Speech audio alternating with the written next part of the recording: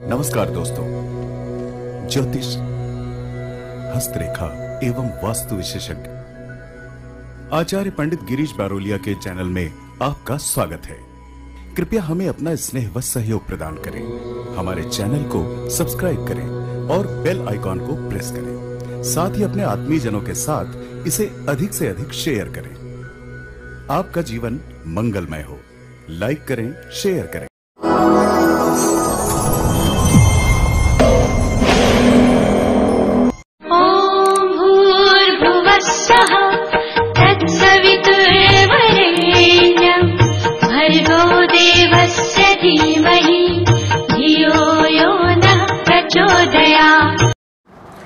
मित्रों, इस वीडियो के माध्यम से हम उन समस्त बहनों के लिए गायत्री की साधना के बारे में बताएंगे कि गायत्री की साधना उनको किस प्रकार से करना चाहिए। निश्चित रूप से यह वीडियो उन समस्त बहनों के लिए लाभकारी सिद्ध होगा। राधे राधे, जय श्री कृष्णा। नमस्कार, मैं आचार्य पंडित गिरीश बारोलिया। गायत्री महामंत्र। ओम भूर्भुवः स्वाहा तत्सवितुर्वरेण्यं भर्गो देवस्य धीमहि धियो यो नः प्रचोदयात्। अखण्डमण्डलाकारं व्याप्तं येन चराचरं तत्पदं दर्शितं येन तस्मै श्री गुरवे नमः। तस्मै श्री गुरवे नमः। मित्रों, पहले हम बताएंगे कि जो स्त्रियां विधवा हो गई हैं उन्हें किस प्रकार से गायत्री की साधना करना चाहिए। पूज्य गुरुदेव ने अपनी गायत्री की अनुष्ठान परक साधना पेज नंबर 428 में इसके संदर्भ में बताया है।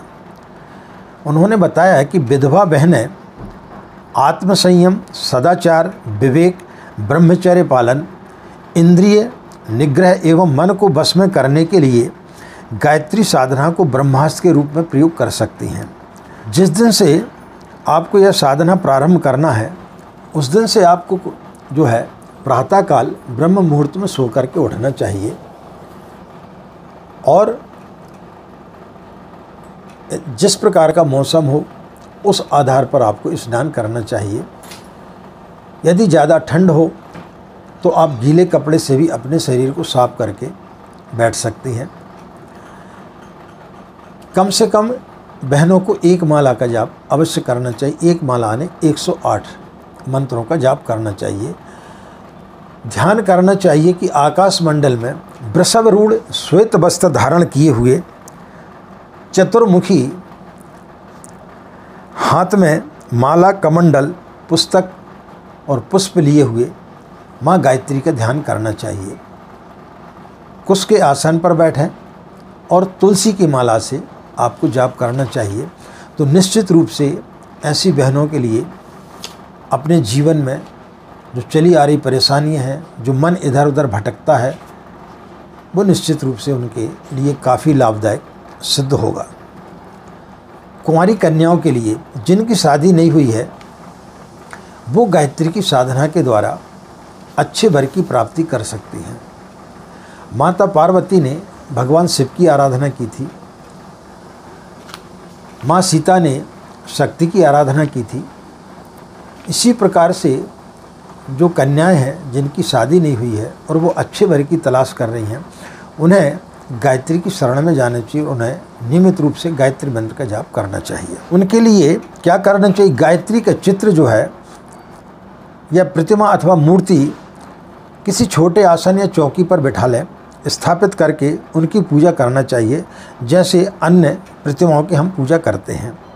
प्रतिमा के आगे एक छोटी तस्तरी रख लेनी चाहिए और उसी में चंदन, धूप, दीप, अक्षत, नैवेद्य, पुष्प, जल, भोग आदि पूजा सामग्री उनको चढ़ाना चाहिए। आरती करना चाहिए।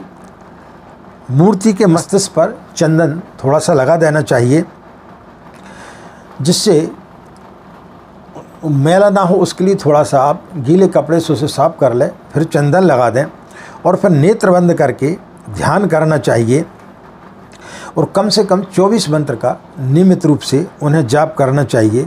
तो निश्चित रूप से उन्हें अच्छे वर की प्राप्त होगी। माँ से प्रार्थना करें कि उन्हें अच्छे से अच्छा वर प्राप्त हो, तो उनकी शादी भी बड़े जल्दी होगी और निश्चित रूप से उनके लिए अच्छे वर की प्राप्ति होगी।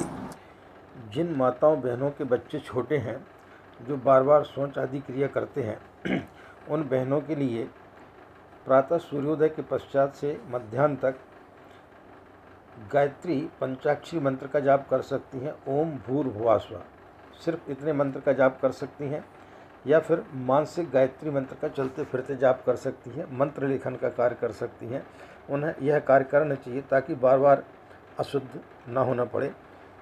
ये जिनके छोटे बच्चे हैं वो बहनें इस साधना को कर सकती हैं। जिन बहनों की शादी हो गई है, उनके घर में सुख संपन्नता के लिए, बच्चों में अच्छे संस्कार आएँ, पति में यदि किसी प्रकार की कोई भी बुराई है वो दूर हो जाए, बिगड़े हुए पति के अच्छे आचरण के लिए, घर में प्रसन्नता के लिए, दरिद्रता दूर करने के लिए, सुख समृद्धि के लिए बहनों को किस प्रकार से गायत्री की साधना करना चाहिए।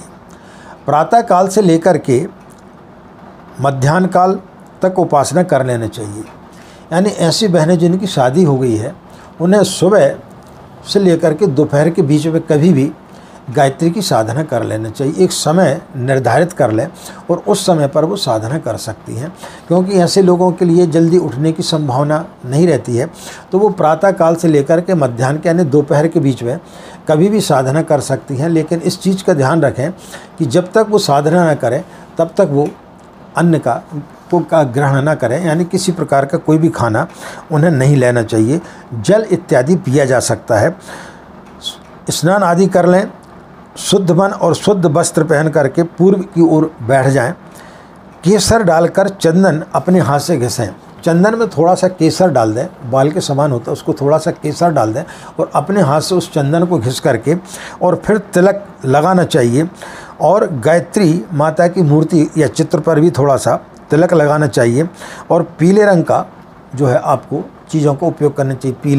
पीले वस्त्र को बिछा दें पाटे पे, उस पर मूर्ति को रखें, फोटो को रखें, पीले कपड़े धारण करें, पीले पुष्प चढ़ाएं और पीला आप जो है कोई प्रसाद उन्हें चढ़ाएं।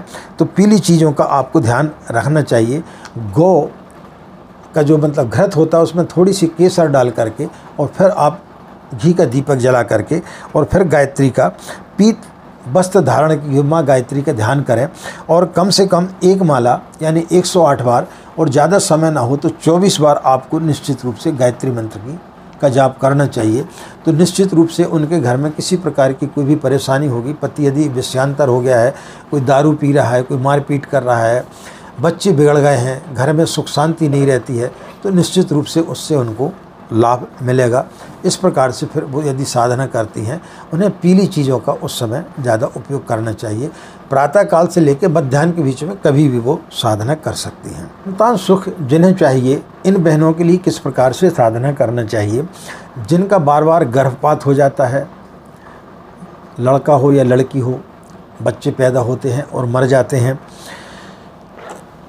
मंद बुद्धि के बच्चे पैदा होते हैं, बच्चे दीर्घजीवी नहीं होते हैं, ऐसी स्थिति में जो महिलाएं जब गर्भवती होती हैं उस समय वो प्रातःकाल सूर्योदय के पूर्व या रात्रि में सूर्य अस्त के पश्चात अपने गर्भ में गायत्री के सूर्य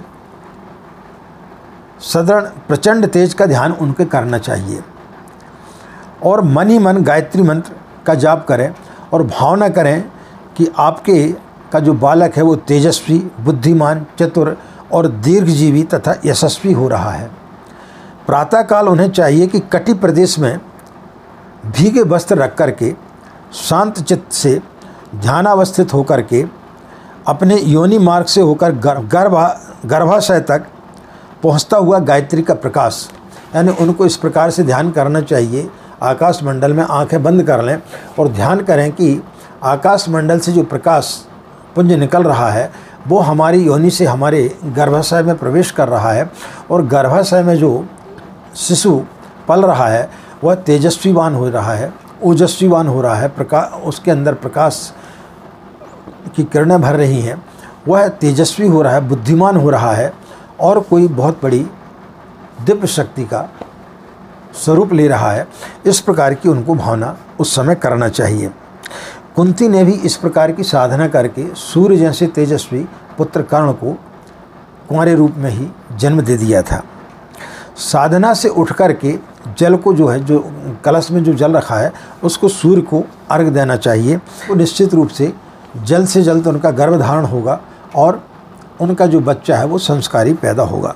तो बहनों के बच्चे जो छोटे होते हैं, कई बहनों के फ़ोन आते हैं कि हमारा बच्चा बड़ा ज़िद्दी है, किसी की बात भी नहीं मानता है, या बच्चा थोड़ा सा बड़ा हो गया, ज़िद्द करता है, किसी की भी बात नहीं मानता। ऐसी बहनों के लिए गायत्री की साधना किस प्रकार से करना चाहिए? जो रोगी रहते हैं, कुबुद्धि हैं, आलसी हैं, चिड़चिड़े हैं, ऐसे बालक को माँ को पूजा करते समय अपनी गोदी पर उसको लिटा लें और गोदी में लिटा करके माँ गायत्री का हंस वाहिनी गुलाबी कमल पुष्पों से लदी हुई शंख चक्र हाथ में लिए हुए ऐसी गायत्री का मन ही मन ध्यान करना चाहिए।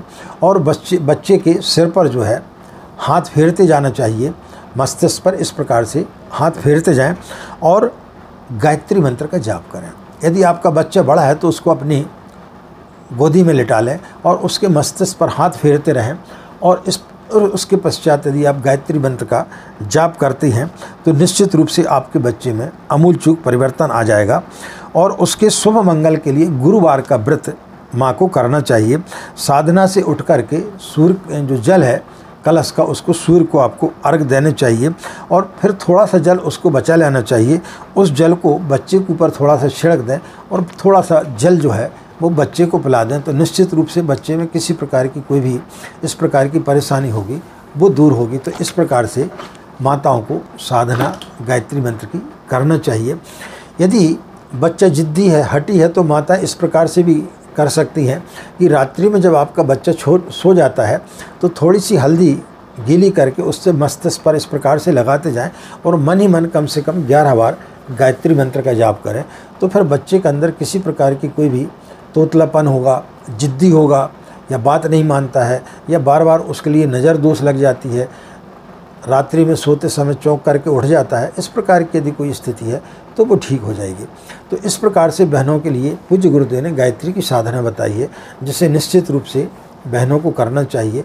तो निश्चित रूप से सुसंस्कारी संतान पैदा होगी, घर में किसी प्रकार की कोई भी ग्रह कलेश नहीं होगी और जो बार बार गर्भपात हो जाता है वो नहीं होगा। और जो कुंवारी कन्याएं हैं उनके लिए अच्छे वर की प्राप्ति के लिए भी साधना करना चाहिए, शीघ्र शादी भी होगी। और विधवाओं के लिए भी अपनी आत्म शांति के लिए गायत्री की शरण में जाना चाहिए, माँ गायत्री की साधना उनको करना चाहिए।